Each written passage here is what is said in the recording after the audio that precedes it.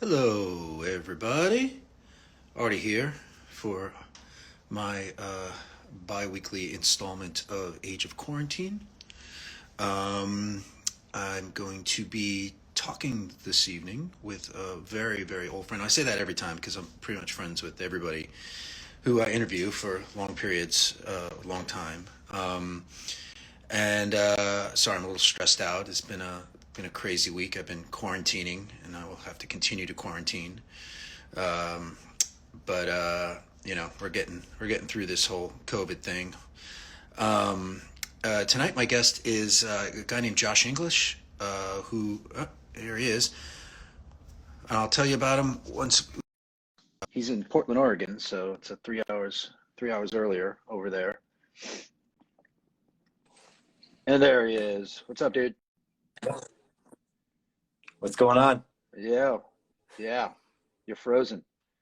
Uh, now you're a Am I frozen? bitmoji. Can you hear me? I'm trying. I'm trying. I got everything turned off in the apartment. That's the only way to do it, man. How you doing, dude? I'm great, man. Before this is official, I love you. I miss you. And I can't quite touch you, but virtually anyway. So, Well, it's good you can't touch me. I'm in quarantine, so yeah, well, I heard part of that. yeah. I love you too, dude. It's good to fucking do this. Thank you for doing this. I appreciate it. So Yeah, man. I wasn't finished introducing you. So Josh is a very old friend of mine. He was in a band called Six Going on Seven back in the late '90s, early 2000s. Um, he is originally from Portland, Oregon, but we moved to Boston at some point, which I guess we'll get into. And also has done projects with people like Brian McTiernan and Sammy Siegler.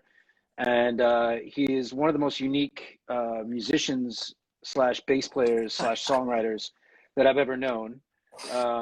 And we've been working on writing together for 25 years, but it hasn't worked out yet. But he continues to put out records under various Shoegaze names and band, shoegaze band. It's easy to do. It's easy to do. Um, forthcoming. Everybody's doing it. So Josh, um, yeah, I guess I can start by saying that Josh put out one of my favorite records ever. I might even put Heartbreak's Get Backbeat into a top 10 of all time. Wow. They Stone on Seven was a band that was signed to Some Records, which some of you might know was owned by Matt Pincus from Judge and uh, Walter Schreifels and Sammy Siegler. Um, so with that preface, there we go. How you doing, All right. All Josh? right. What's going on? How's Beautiful. Portland?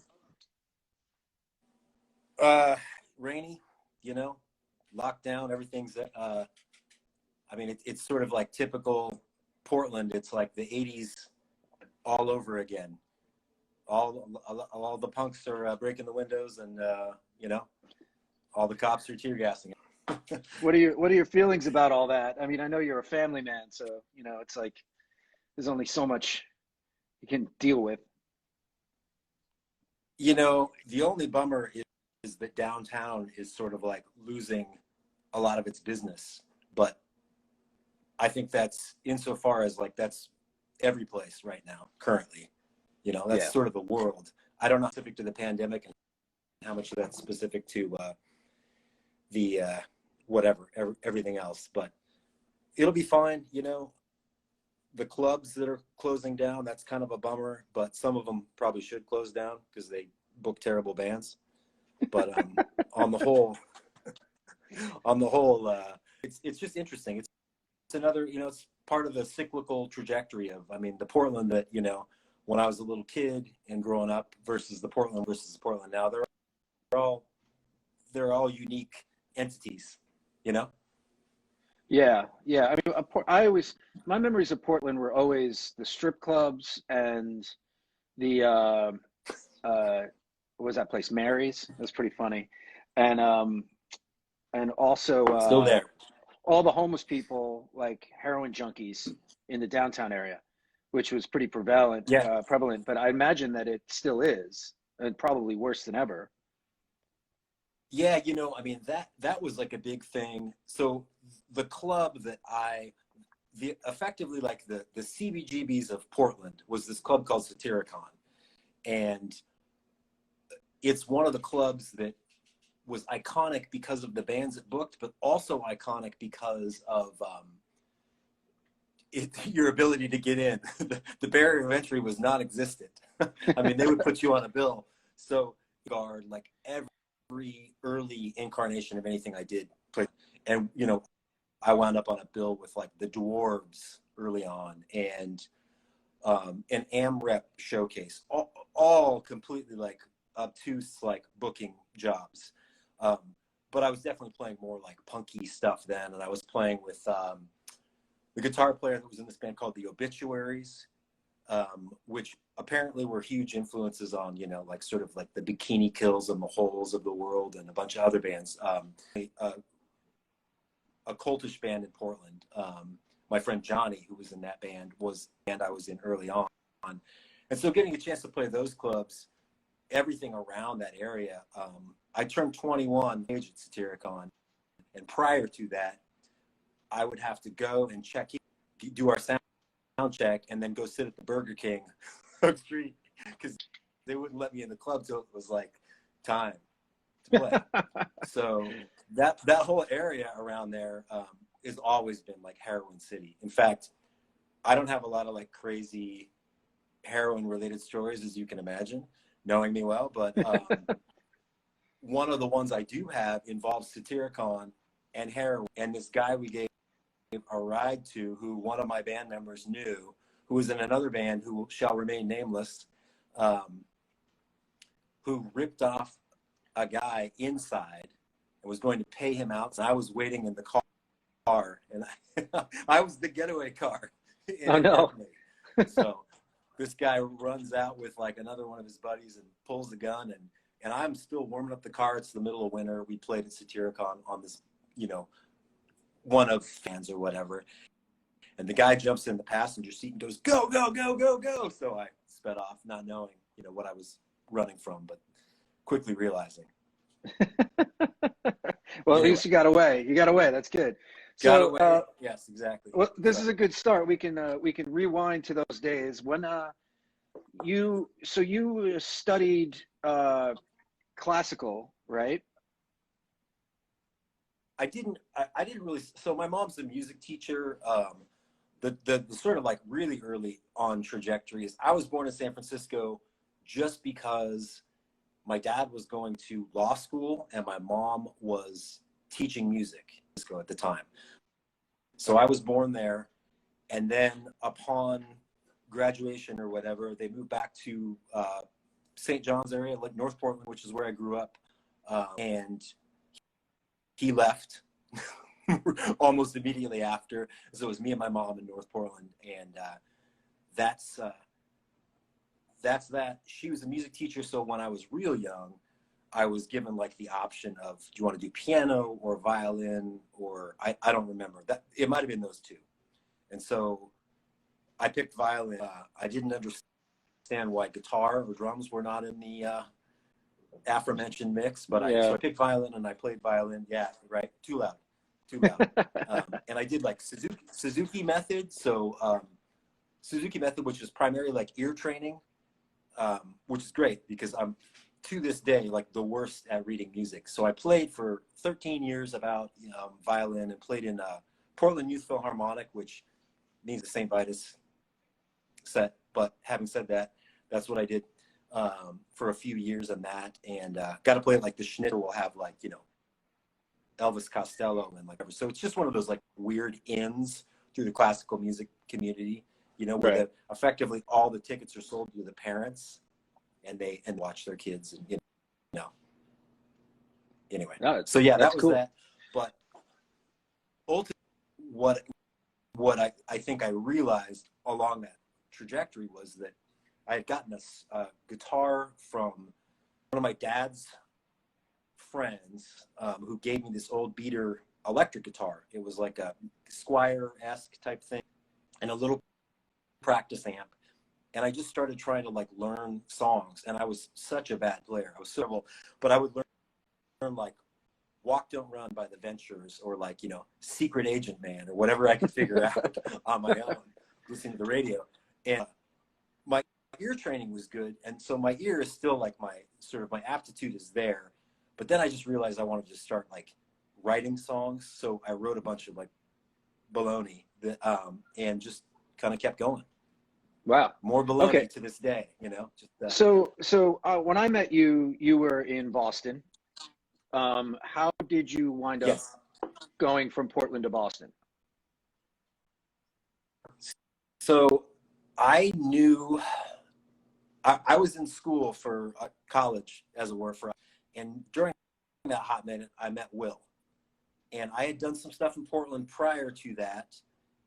And well, let me see, how does that work? I had played with some friends, and then I played with Will. We made this demo under the moniker Professional Legend, or some terrible name. Anyway, 3 or 4 songs or 5 songs. And then he moved back to Boston, and I went back to Portland, and sort of like hobbled along in school at Portland State for a while before I just completely gave up. And I was playing music that whole time with other people. And then at some point, I played for a few years, and had been, the band I was in at the time was signed to Tim Kerr, this label that in Portland at the time had like The Dandy Warhols, Wipers right? reissues. What's that? Warhols, Yeah. Everclear, who Right. hemorrhaged their budget. Anyway, all those bands. And then when that ended, I had a demo. I recorded a demo, and a lot of those songs ended up being like this sort of initial batch of 6 going on 7 songs, although we, you know, a few more in the mix too. So yeah, that was how I got to, I knew Will, and I knew Will's sister, and that was and you know, young naivete. Let me move to Boston and play music. So This now is how lucrative. what was interesting, like also when I first met you, and like to explain that a little bit, I was in a band called Air Type 11 that was signed to some records. They signed 6 going on 7. And we toured a lot together, a lot. Oh but yeah. 6 going on 7 was already sort of weathered in the road department at that point. But just to give people who don't know who 6 going on 7 was, it was a 3-piece band where the bass was essentially the lead instrument, and it's really it's strikingly original. Just the whole context of it. I talked with Brian McTernan a little bit about this a couple of weeks, like a month ago, on Age of Quarantine, and he's still like, he was just like, you know, we were both gushing over Heartbreak's Got Backbeat, which was your debut album, and no, it's not your debut album; it's your second album, right? Second, yeah, right. But we were both gushing about it, and he was talking about the first time he ever recorded you. And he was just like, he's like, I couldn't figure out how he was getting this fucking crazy sound, where he was basically playing a rhythm guitar and playing bass. And, you know, James, the guitar player, was just kind of like noodle picking here and there. It's 617 was a really interesting combination of things. How did you get there? Like what was going through your brain, other than, did you think of the bass being like a lead instrument before you started doing it, or was it just like you were writing a song, so that's just the way it came out?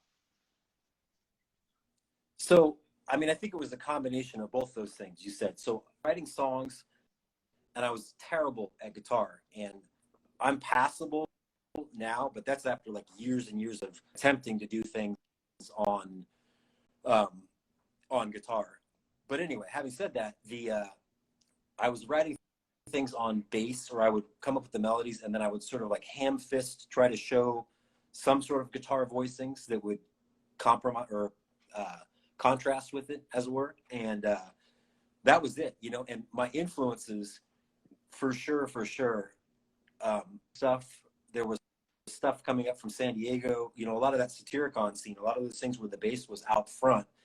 And Jesus Lizard, of course, like one of my favorite like bass players. I just, you know, I love how like the tone and the sort of approach to bass. So not as a in a lot of bands, it's sort of a peripheral or secondary instrument, you know, maybe not peripheral, but it's secondary. You know what I mean? You're like,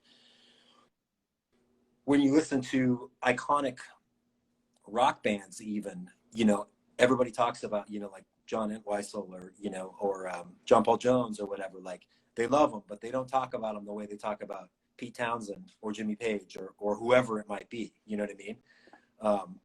And I just liked that. I just liked the sounds it was giving us, and the sonic, and I like space. I like space as a, you know, like you guys had Paige Hamilton on the other night, and space, like space as a note that, you know, like that lack of something is such a cool thing still, you know, like I'm blown away when I can hear that in, you know, bands that are like, you know, two people or one person. I saw this band go, Author Punisher.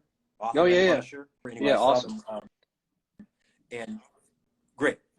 He had some technical difficulties at the show, but I really liked what I'd heard, and I, you know, surprised a bunch of, like, you know, machines in a steam whistle or whatever, that sort of stuff. I mean, you know, I continue to be like inspired by stuff like that. But yeah, definitely, like, I can't remember the name of the label, but they had this band like A Miniature that was on play, and there were a lot of like local bands. The band Pond on Sub Pop had a real prominent bass in the mix. 30-06. I didn't play with all those bands, but like we played with some of them, and they definitely like informed the way I thought about what the potential could be, I guess. Yeah, well, it's interesting. Like, one of the other things that was always striking about you guys, about 6107, in the Boston scene, is how, I mean, the Boston scene was incredibly varied. It was like all over the place. But the being a college town, of course, that's the way it's going to roll.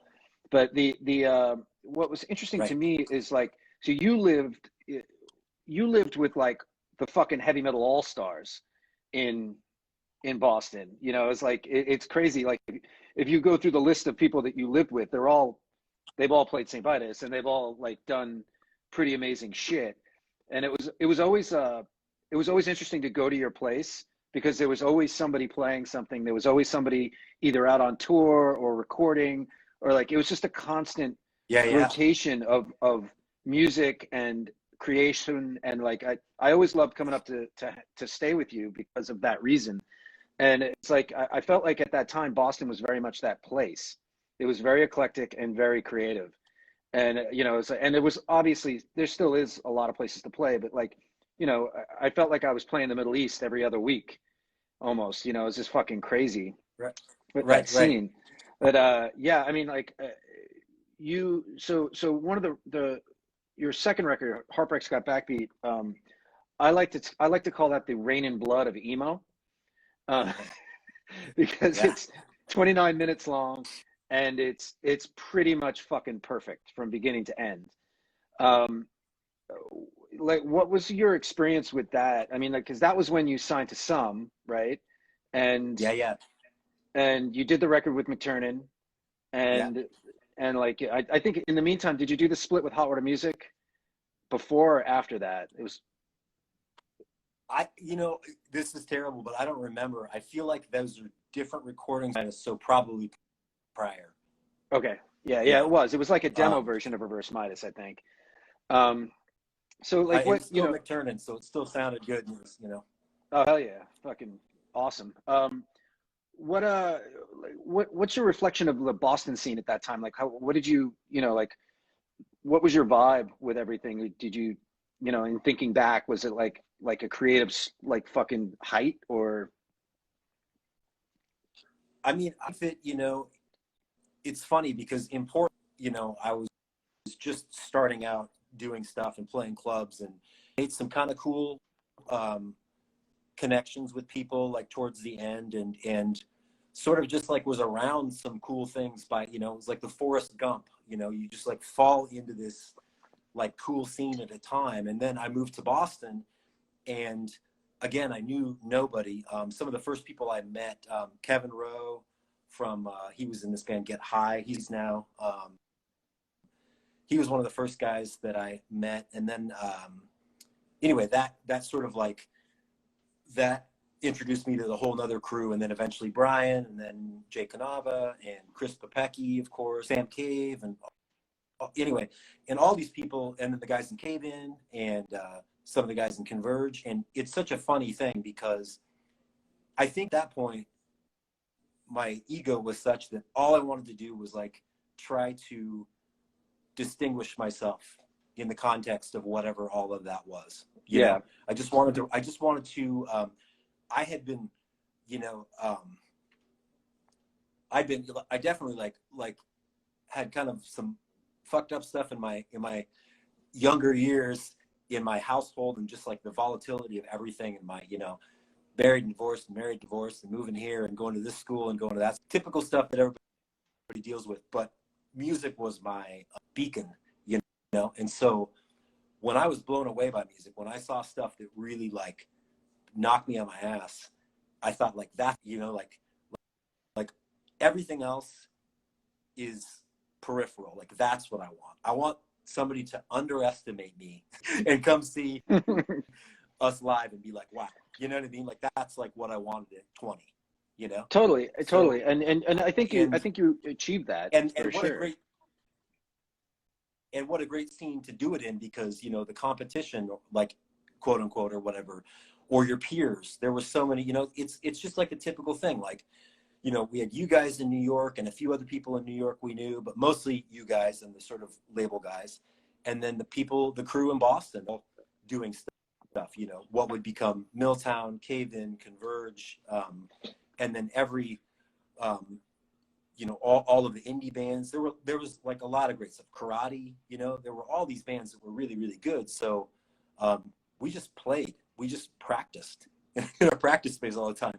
I mean, I had no, you know, our lives, we were probably in the practice space. I was thinking about this recently. I talked to Will not too long ago, and I think we were probably in there, man, like 5-6 days a week, just doing shit. You know, if we had a new idea, because it was like, you know, and some of those things never saw the light of day, but like it wasn't important that we got in there and Yeah, well, I mean, every ounce of free time.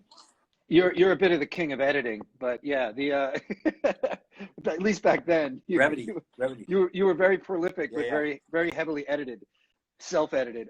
So that brings me to a point like we can talk about, because we were obviously, you and I were very, very in the emo scene of the late 90s, early 2000s, like the real emo scene, not the fucking people wearing makeup and swoopy haircuts and stuff.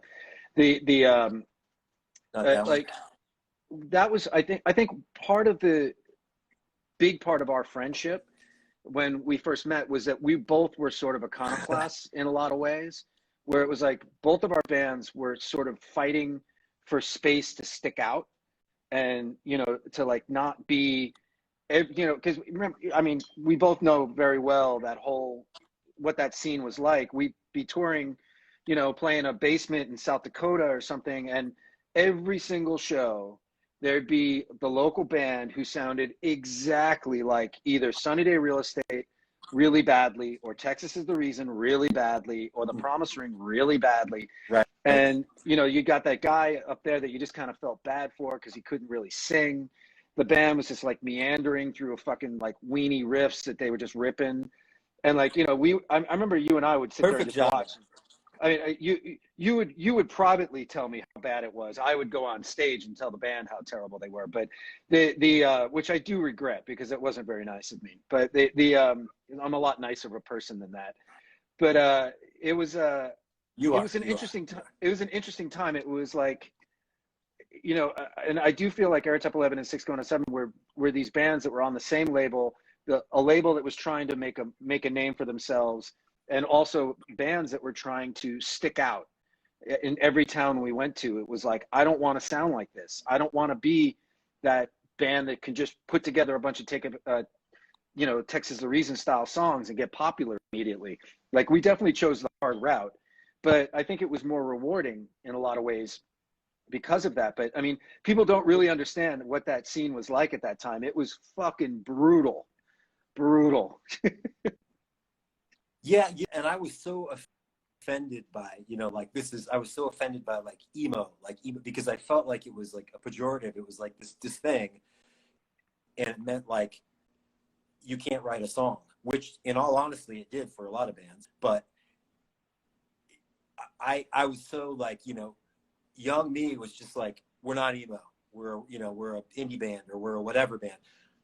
We can be whatever, we can be emo, we can be whatever. But I think the distinction that I wanted to be made then, and that you guys wanted to be made, was that like songwriting was not secondary, that we could play, that we could, do stuff, and that it mattered, that it wasn't about like a genre, and so in that regard, it's, those shows were really fun and funny and all over the board. And I wouldn't take back like any of that stuff. But it's funny because I felt like ultimately what it was is like, I took my lumps as a teenager on the West Coast, being bad and doing all that stuff. And I didn't want to be bad anymore. So I was, advocating for, a certain level of like, self-editing or whatever you're talking about. No, but and it was a weird scene, man.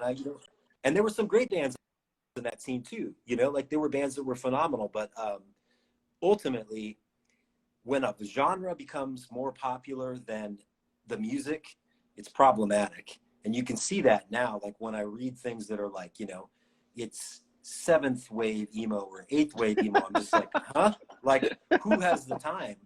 Somebody to, and I'm sure there's great bands in those mix, but it's at the end of the day, it's like, it is, because music is music, Yeah, like your first favorite band or my first favorite band.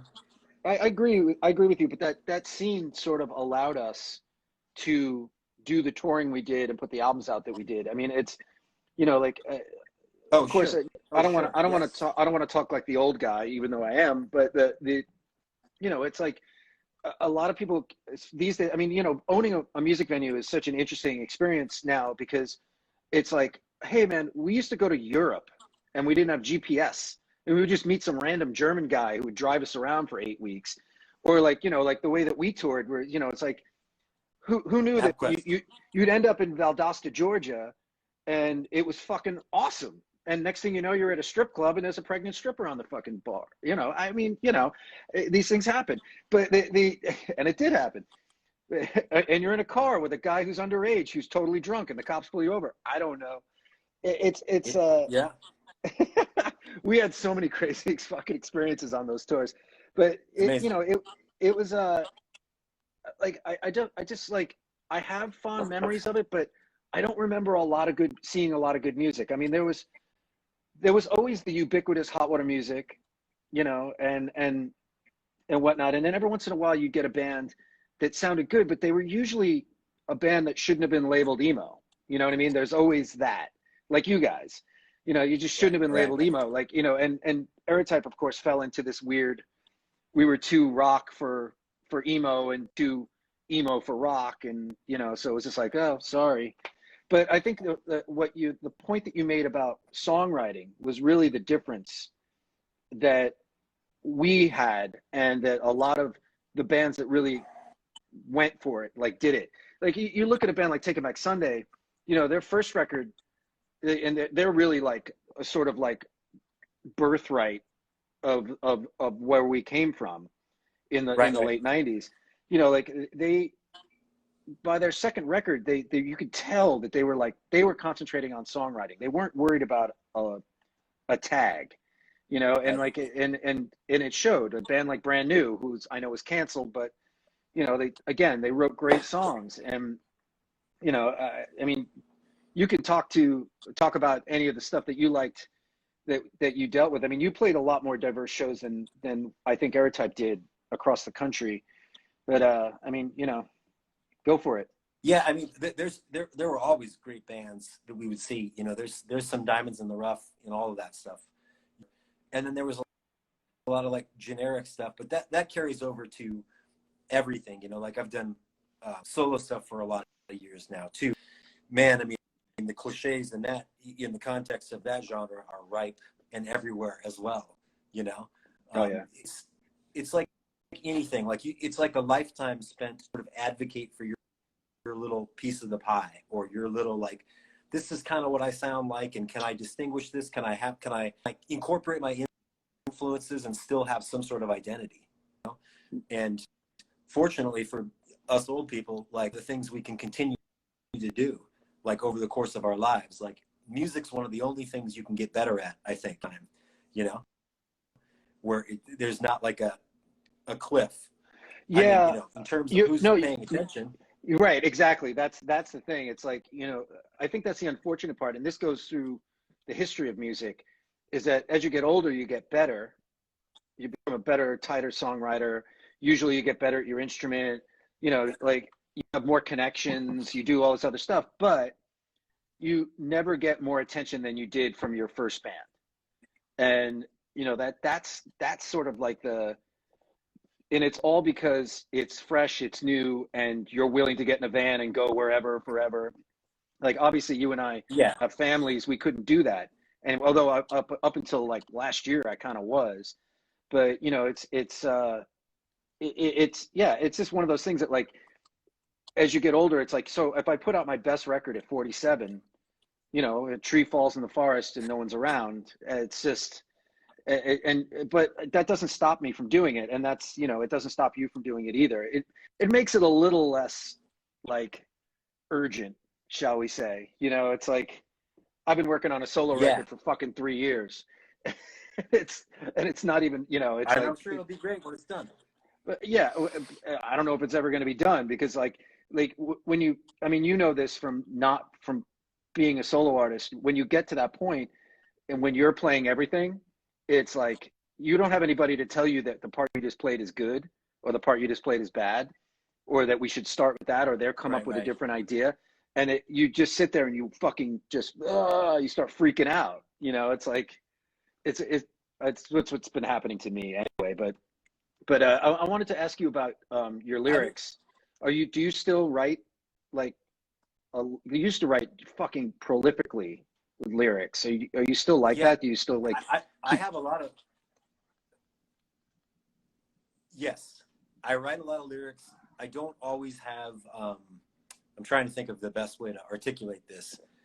I don't have like a set, you know, time, but I have like multiple notebooks always in, you know, kind of scattered around. One in the car, you know, one on my nightstand or underneath the nightstand or whatever it is. And definitely, like, a lot of songs start with a cadence or a rhythm from a lyric that I like. You know, I'll write down things or text them to myself or whatever. And then I usually try to do some vetting and make sure that you know, that David Bowie didn't say it or whatever, you know, so I don't feel like an idiot a year later. And um, anyway, but yes, it's a super important part of all of that stuff. Favorite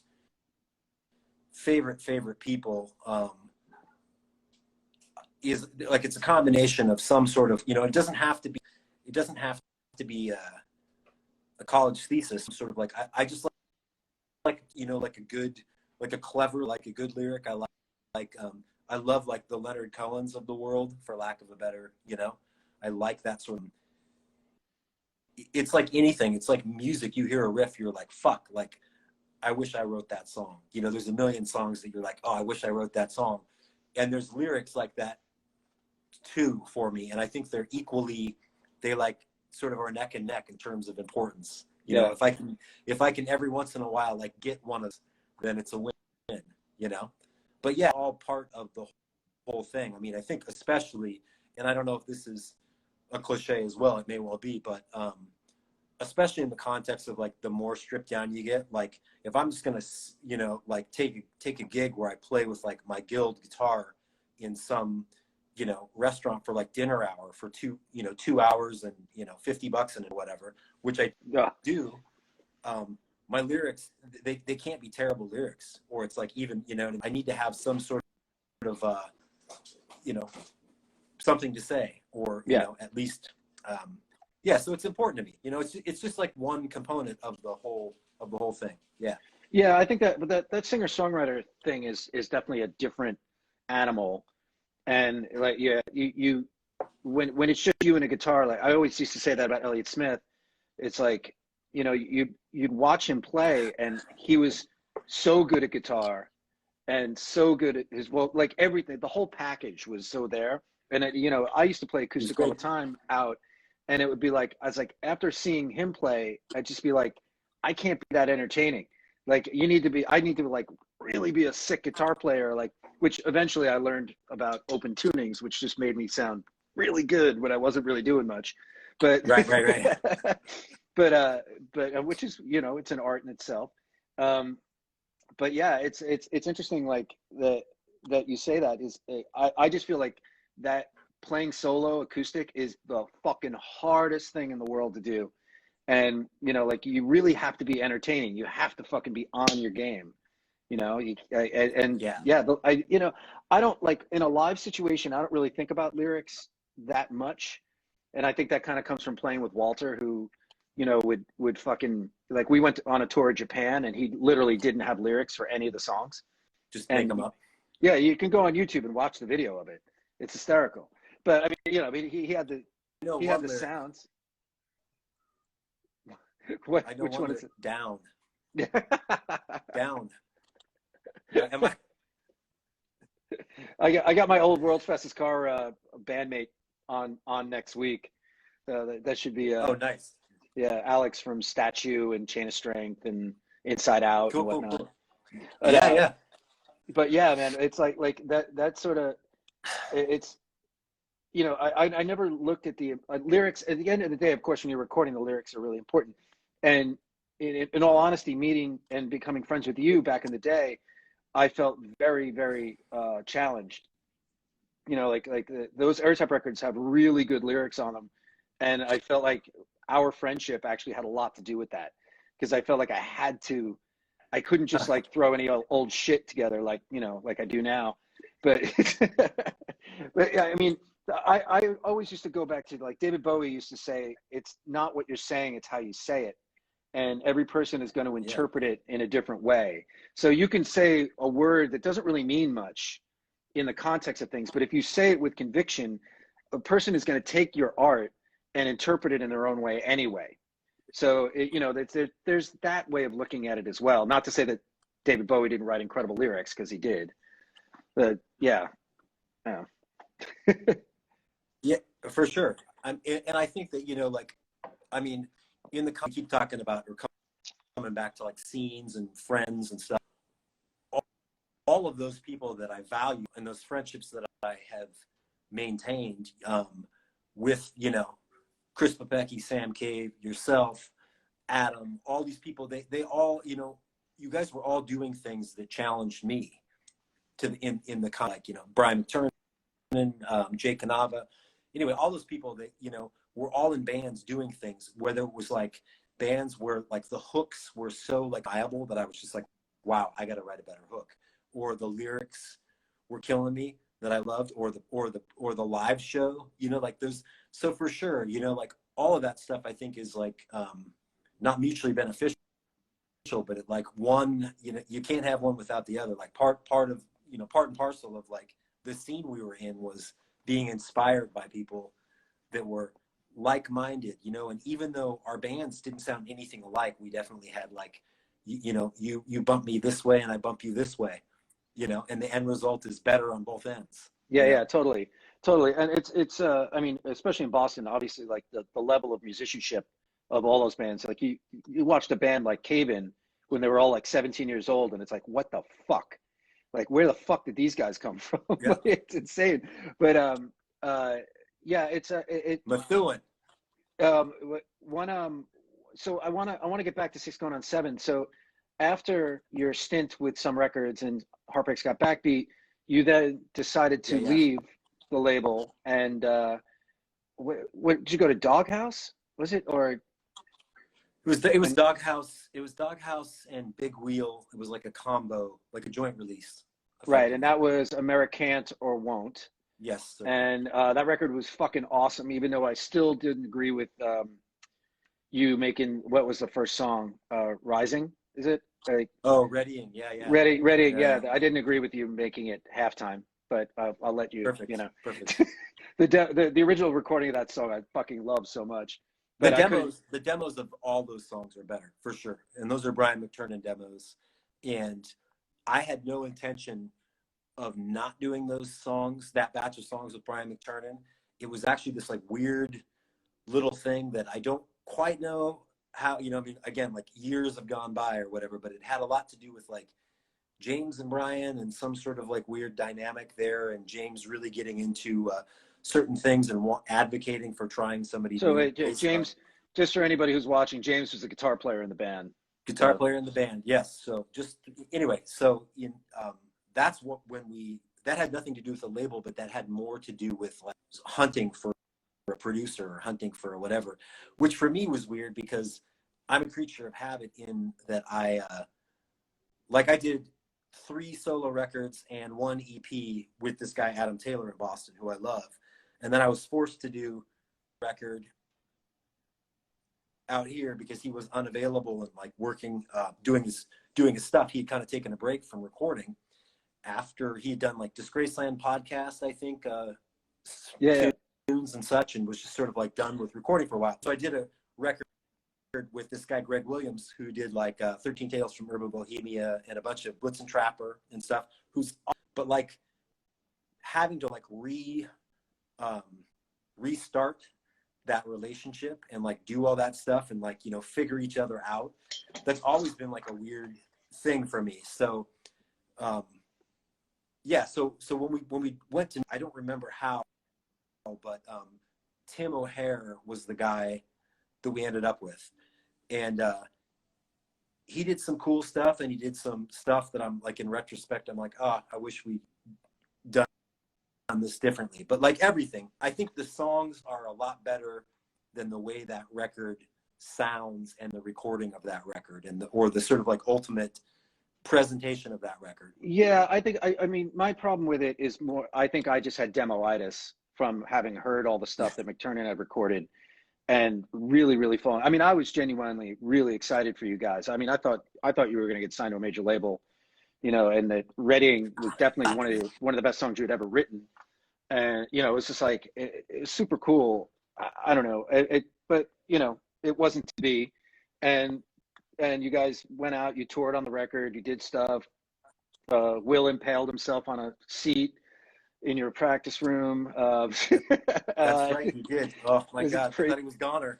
It's fucking it's a crazy story. Drummers, watch out. Don't take the top off your drum kit when there's a lot of equipment around. Or your drum seat. Trust me on this one. I can't remember. I can't believe you remember that of all the. Oh my God, dude, that story was fucking awful. Like, I think you even might have called me after it happened. You're like, dude, I can't believe it. Fucking, we can't play this. You were loading up for a show. Like, ridiculous. Yes, yeah, it was done. So it probably was the show with you guys. That's probably why. You're probably right. Like, you know, I just, there's all sorts of. I had a great James story. That's right. I remember I was roadieing for you guys at Bowery Ballroom. You guys opened for Super Drag, and James had just gotten that brand new like guild with the Bigsby on it, and literally it was like the first fucking note. He hits the note, and it just goes, and you're just like fucking freak. Like I could see the tension in your face, which it always, and it was like, what the fuck's going on? I like grabbed the guitar out of his hand. Oh my God! Oh my God! That's an amazing story, because the irony of that is that's pre getting signed for like record number 3, if I remember. We were still deciding what label potentially was going to do it, so it would have been before we recorded it, and it was with Super Drag and American Hi-Fi. Oh God, yeah. And it was just one of those things where we were there. We were rehearsed. We were as like on as we could ever be. And note number 1, it's just like a quang. And yeah, let me. I was in a panic trying to fucking. It was right because he got it from his girlfriend or something. It was all downhill from there. Don't let your girlfriend buy you a guitar that your other girlfriend doesn't know about. Yeah, that was that's oh Jesus Christ, that's right. And it was so funny because I was pretty lit at that point because I was drinking with John Davis backstage. We were drinking a bottle of Jack, like passing it around, and I was like, and I was in like hanging out with John Davis. He's one of my favorite songwriters of all time, It's great. and even back then, and like I still fucking worship Superdrag and Lisa Memory and everything that he fucking Can we does. talk about this though? I phenomenal songwriter. What is up with that name? Like, what were the I don't know if I'm missing the reference, which I may well be, but what were the rejected names? I gotta ask him. I'm not sure.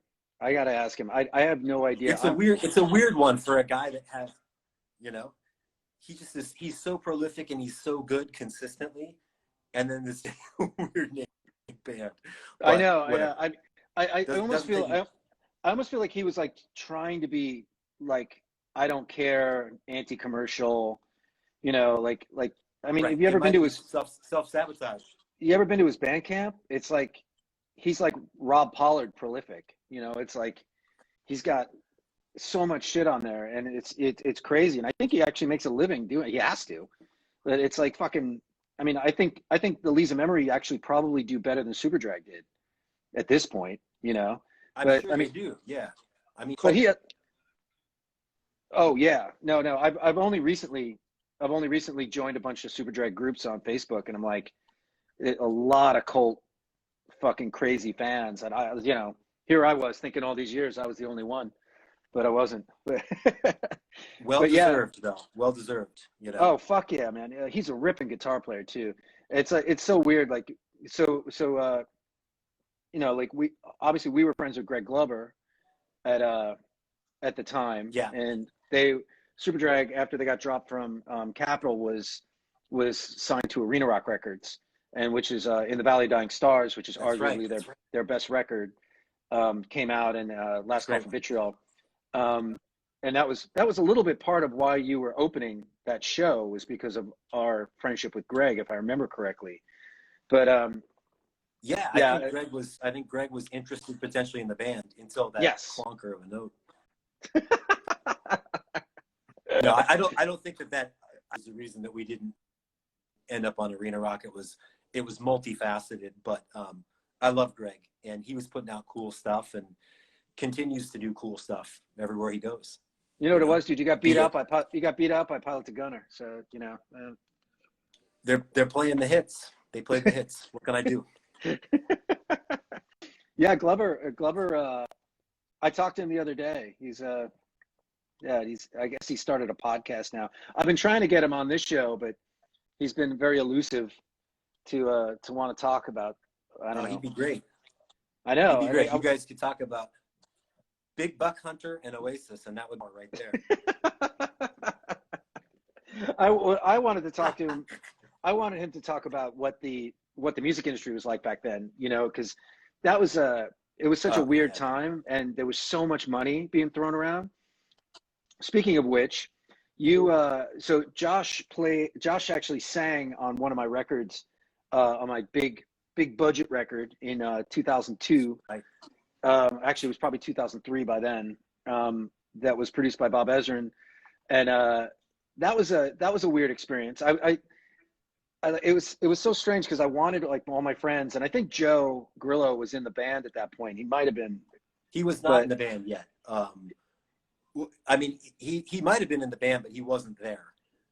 He wasn't physically there. That was like. Anyway. No, I can't remember like at what point we had asked him to join the band. I mean, he didn't even record anything on the album, but that experience was so funny because, I mean, I don't know for you, but for me personally, that was the most labor-intensive vocal I've ever been involved in. It was like, yeah, man. Yeah, I mean, like Julio from New Jersey sang "Who?" Exactly. It's just me. Instruction.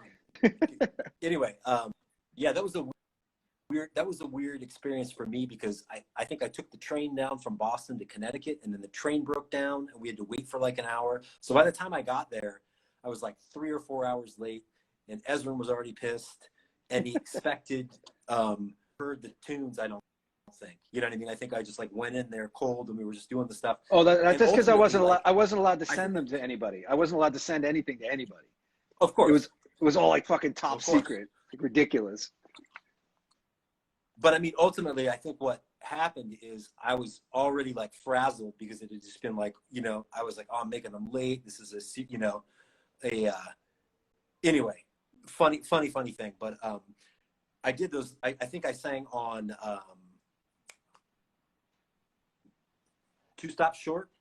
Yeah, you did. Maybe. And I definitely sang on. I definitely sang on God Doesn't Care, and I sang on one more because I think I have the pay slip from whatever it is, you know, whoever the label was, Geffen.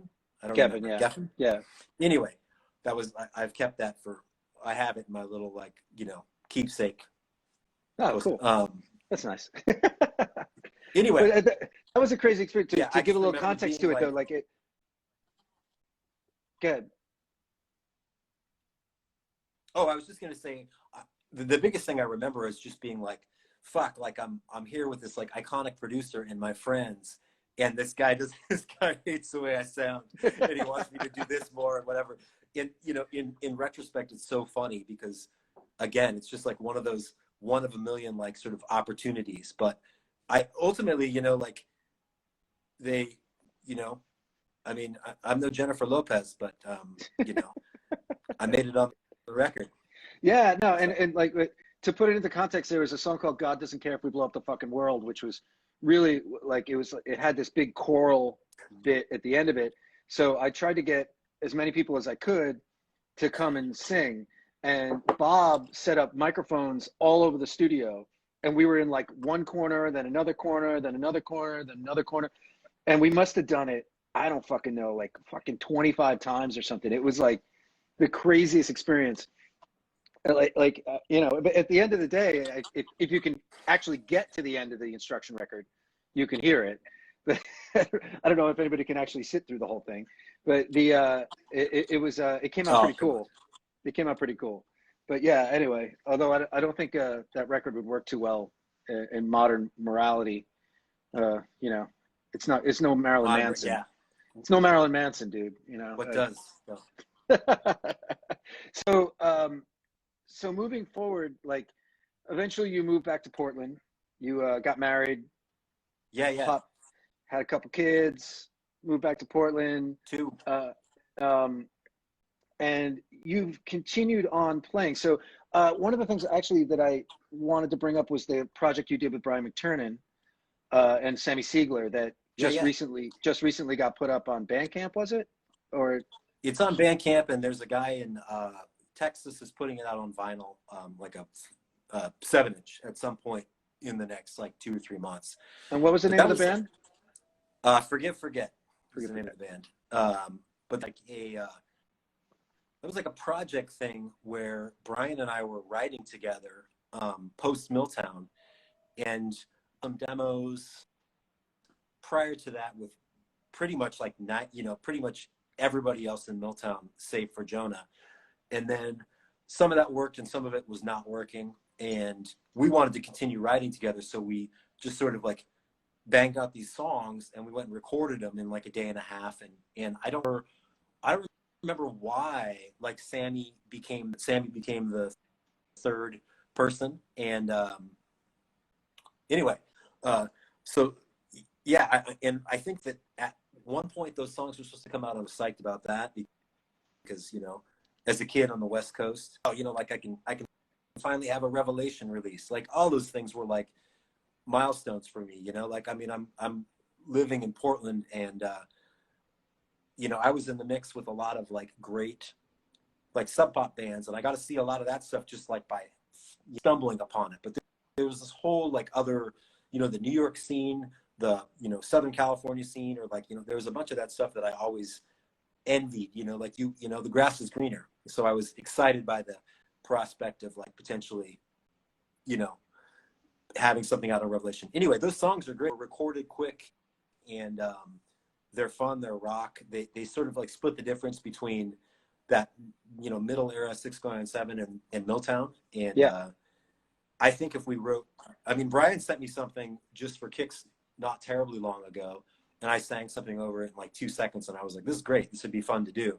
I mean, like, for me at this point in time, everything that I want to do, I just want to, like, it's just like one more piece of the puzzle.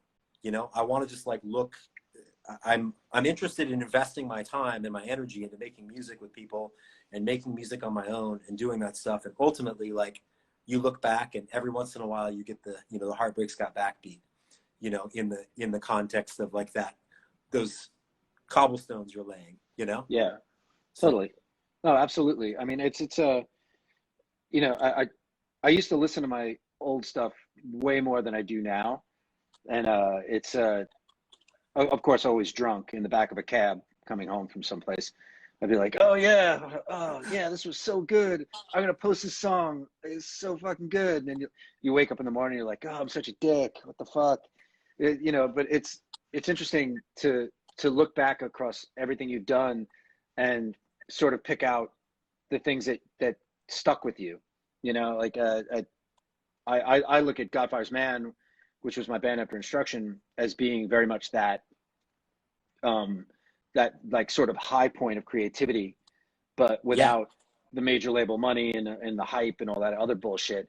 But like for me, that was a huge thing of just being like, I'm just gonna do this because I want to do this and not worry about whether a big label's going to sign me. I mean, we still got big money for all that shit, but not personally, but we but in got general, to make some expensive records. But yeah. I mean, ultimately, like, I think about like the funniest thing. It's like, when I got into music, my mom, it was like violin, doing all that stuff. And then I grew up in North Portland. So that's like muscle cars and metal. So, I would be like on the playground in elementary school and some dude would come ripping by with like, run for your lives. And I'd be like, whoa, what's that? And be stoked, And so that was like, that was my entrance into like that stuff.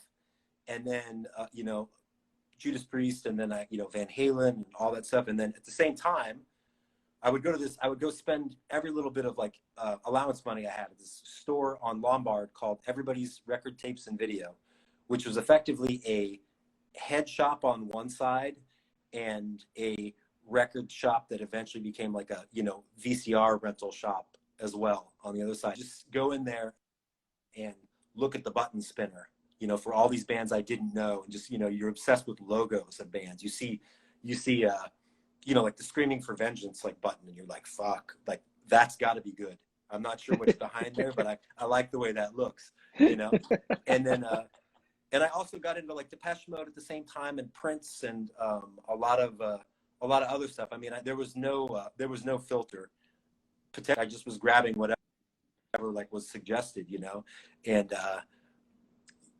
anyway, in doing that, and then I went to then I kind of developed my own taste in what I was into, and I went to high school, and on the first day of PE class, I got paired up with this guy Jason, who turned out to be Jerry A's little brother.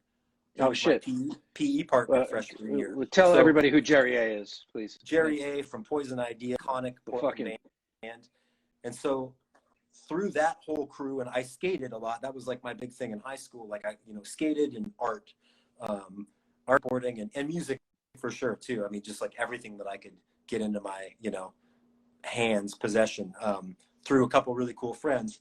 But a couple of those guys that were like Jason's friends, one of them did a mixtape and it had like The Accused on it and all these other bands. And that was like an entrance into a whole nother thing. By then I'd already had, I had bought Rain and Blood on cassette and sat down on my bed one night and put it in the cassette player and turn off the light at nighttime and listen to it. And in the first like 30 seconds of the tape, I was like, this is the worst shit I've ever heard. And a minute later, I was like, this is the best thing I've ever heard. And it's, if I remember, it's like same program, both sides. So it just like turned over all the way through the night. Oh yeah, I finally like fell asleep. It's like it's another like 28-minute. Yeah, it's 29 album, minutes. Think, right? Yep. Mm-hmm. 20, okay. Anyway, so Perfect. like there was that, and then so I got those and Thrasher skate rock, and I got into that stuff, and then I started playing shows and got into like the gothy stuff. I remember buying. This is a great one. This is like relevant to St. Vitus set in 1991 or two.